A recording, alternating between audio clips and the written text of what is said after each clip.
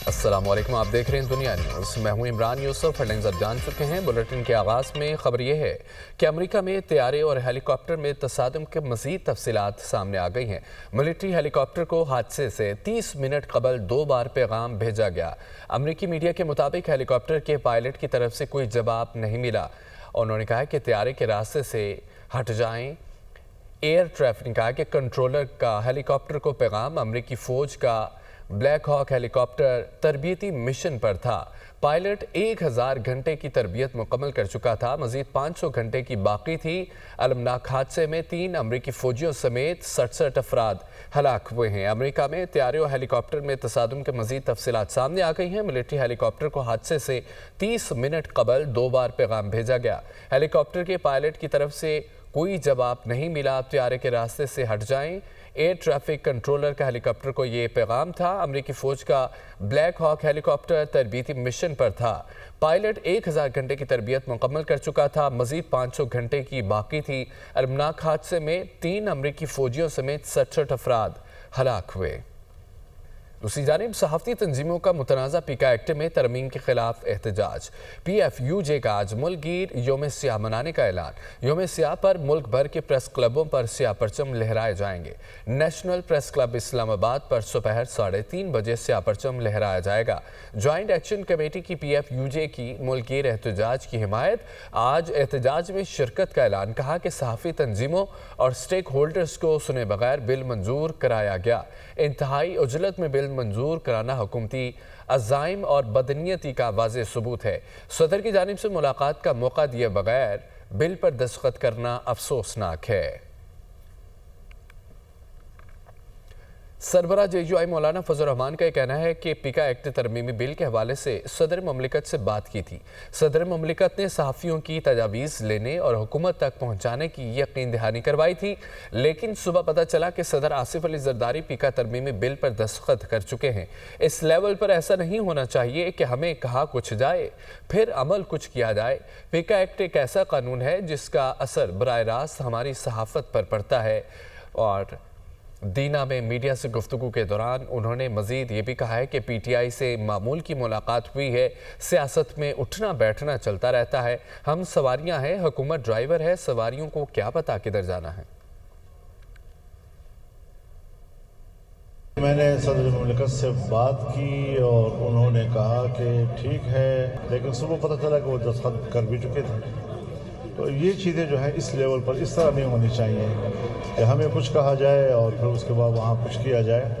बहरहाल मैं इस बात के हक़ में हूँ कि एक ऐसा कानून कि जिसका असर हमारे मुल्क की सहाफ़त पर बराह रास्त पड़ता है, उनमें उनके तहफ़्फ़ुज़ात को देखा जाए और उनकी तजावीज़ को ज़ेर बहस ला जाए, उनसे मुशावरत की जाए। बाकी तो जिस खराबियों को वो इज़ाला करना चाहते हैं, सोशल मीडिया की खराबियों के इजाले में हमारा कोई इख्तलाफ नहीं है और ख़ुद सहाफ़ियों का भी इख्तलाफ नहीं। मामूल की एक मुलाकात है और सियासी जमातों के अंदर उठना बैठना, मिलना जुलना, बातचीत करना चलता रहता है। तो अभी इससे ज़्यादा उस मुलाकात की कोई ज़्यादा हैसियत नहीं। हम सवारियाँ हैं और वो ड्राइवर हैं। ड्राइवर को पता नहीं कि हम किधर जा रहे हैं, तो सवारी को क्या पता चलेगा हम किधर जा रहे हैं। मैं चाहता हूं कि वो रिहा हों, लेकिन देख नहीं रहा हूं। पीका एक्ट में तरमीम के खिलाफ Islamabad high court bar association की मजम्मती करारदाद मंजूर। इस्लामाबाद हाई कोर्ट बार ने पीका तरमीमी एक्ट को काला कानून करार दे दिया। Islamabad high court bar association का PECA एक्ट 2016 के खिलाफ एलामिया जारी। इस्लामाबाद हाई कोर्ट बार के मुताबिक पीका तरमीम 2025 का काला कानून और आज़ादी इजहार राय का गला घोंटने के मुतरादिफ है। पीका तरमीम आज़ादी इजहार राय, सहाफ़त, बुनियादी इंसानी हकूक़ के मुनाफी है। पीका तरमीम आइन के आर्टिकल 8 और 19 से मुतसादम है।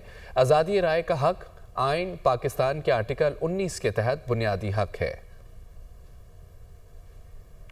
वज़ीर-ए-आज़म शहबाज शरीफ ने तहरीक इंसाफ को एक बार फिर मुज़ाकरात की दावत दे दी है। इनका यह कहना था कि PTI के साथ मुज़ाकरात के ऑफ़र को शफाफ अंदाज से कबूल किया।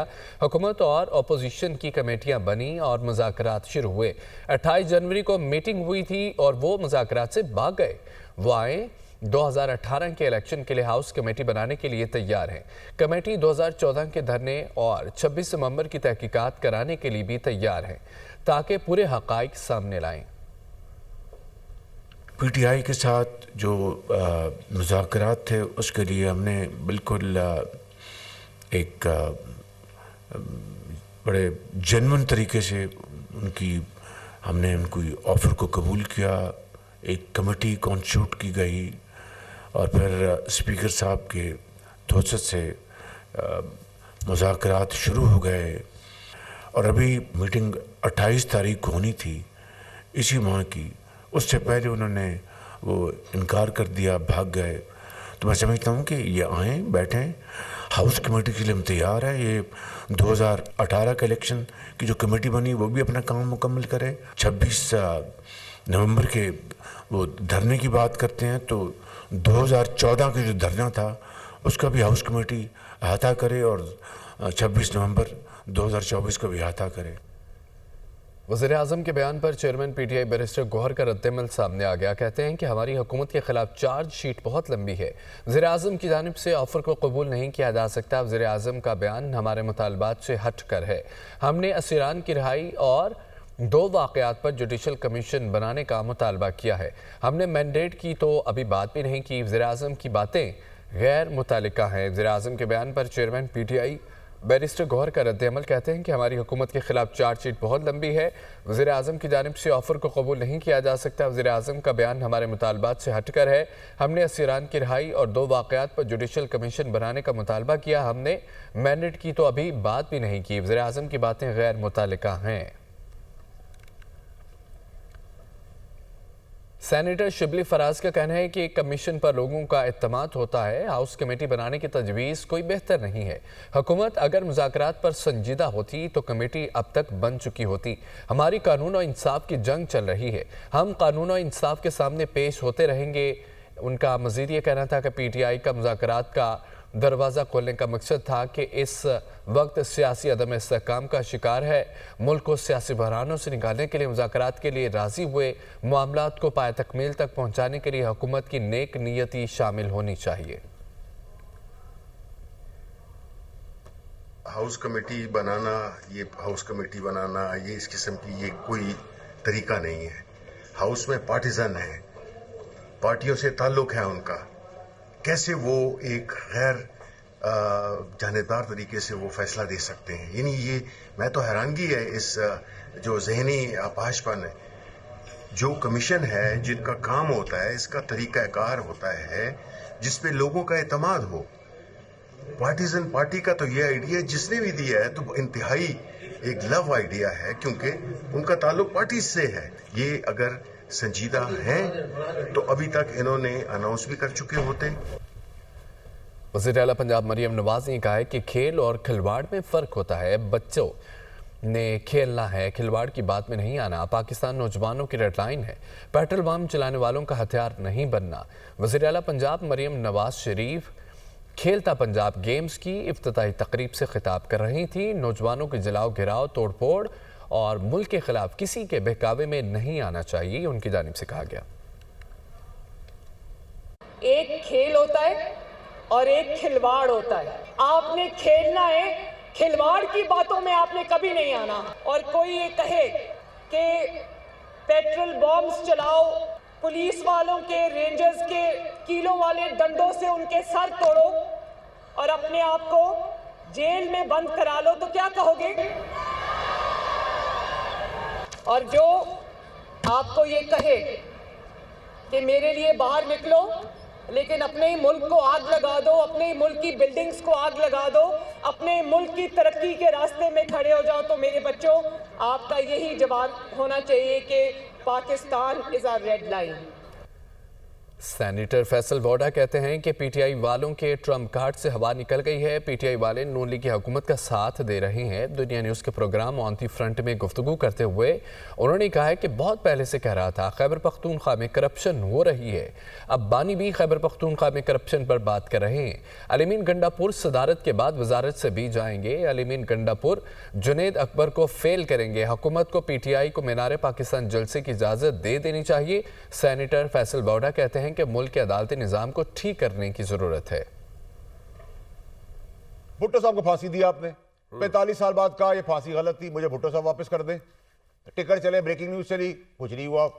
फिर आपने जरदारी साहब को 14 साल बगैर सबूत के जेल में रखा, फिर आप ऐवान में ले गए। फिर आपने इमरान खान साहब को सादिक अमीन का आज क्रिमिनल कह दिया।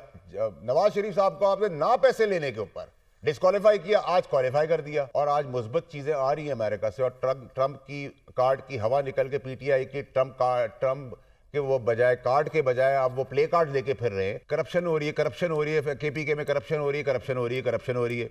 अब इमरान खान साहब कह रहे हैं करप्शन हो रही है। मैं आपको कह रहा था गंडापुर साहब नजर नहीं आ रहे मुझे, वो वजारत से गए, अब वजारत से भी जाएंगे। उनको वजारत में बचाने के लिए, वजारत आला के लिए हुकूमत और वगैरह वगैरह सब अब आगे हरकत में कि वो ना निकले।